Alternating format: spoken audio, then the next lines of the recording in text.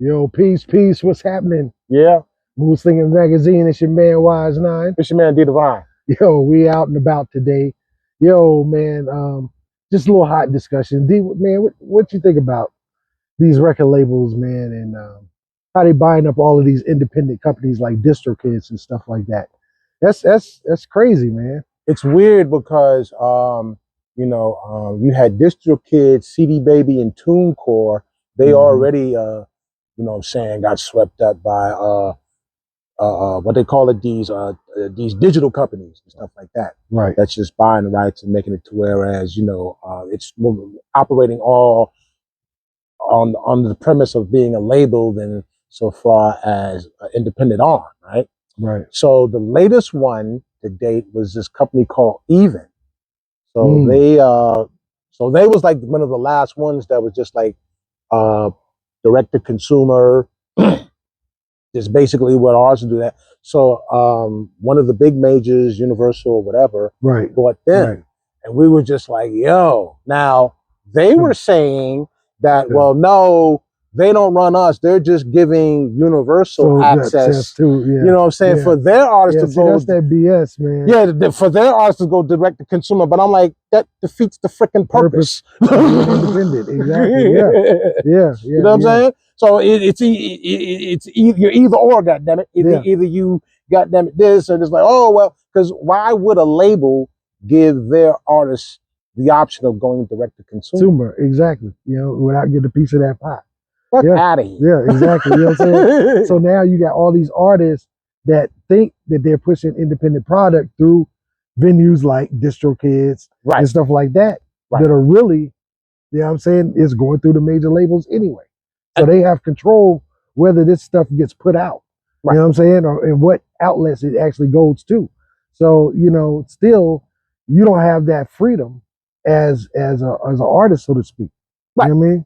Now, and you always got to follow the money. So like Rock Nation has their independent distribution kind of thing, right? But there were clauses in that contract where there was like, and it's the basic, you know, they got all the exclusive rights. They got, damn it, they get a bigger cut of, even though they're telling you, oh, you get 80%, no. They're getting their cut of the gross, and you're just only getting what's left. That's your 80%, not the total pie. And then it's a thing, they have a clause where it's like, you can't sue them if you find out that you're getting screwed. Exactly. If you ain't gonna screw me, why do we even have that in there? Like, yeah, come on, man. So that's the deal with the brother Lil Russell. Right, exactly. And you know, that's another reason why we say, you know, have your own platforms where you can control your media.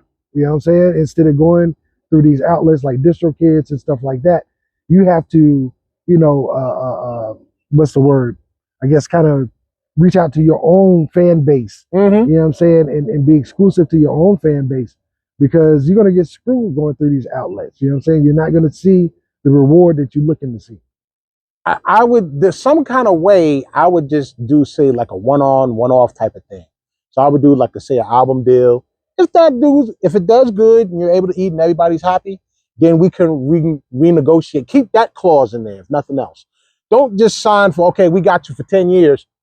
That's crazy. You can't. So down the road, when you find out, oh man, this is I want to get out my contract. They're like, nope. I'm quite sure with all the horror stories that's been out there, cats are smarter than that. You know. I mean, no, a lot of these, unfortunately, it's the thing about an artist. A lot of them, they just want to be on the grand stage. Because I noticed, like, as much as I'm a fan, I am of Lil Russell, I pretty much felt like he really didn't need them, but his whole thing was he wanted to go on, he wanted to get on commercial radio.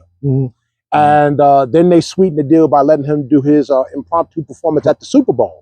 Which, I don't give a damn. If you just in the parking lot, you at the Super Bowl, you're going to get some type of exposure and publicity that you wouldn't normally get. Definitely. So, and like you said, even with like an artist like Russell, he had such a following even before that. It wasn't even needed. You know what I'm saying? Right. Because I mean that whole like Christian rap thing. I mean, he had that soul. Yeah. He had that audience soul. So I mean, he does clean music. Yeah. You could play it at the family reunion. You could play it with the church folk and the kids. Ain't nobody offended. Right. So Right. just one of them things, man. Yeah, man. That's crazy though. That I'm glad you was able to hip us to what's going on down, in this music industry, man, because it's ever evolving, ever changing. Yeah, man. You know what I mean? And as artists, you have to look out for your best interests. You know what I mean? And these big conglomerates and companies don't have your interests at heart. Right. I mean? So, hey, that's it. We'll holler at y'all next time. Moodslingerz Magazine, Wyze 9. D.Divine. Peace.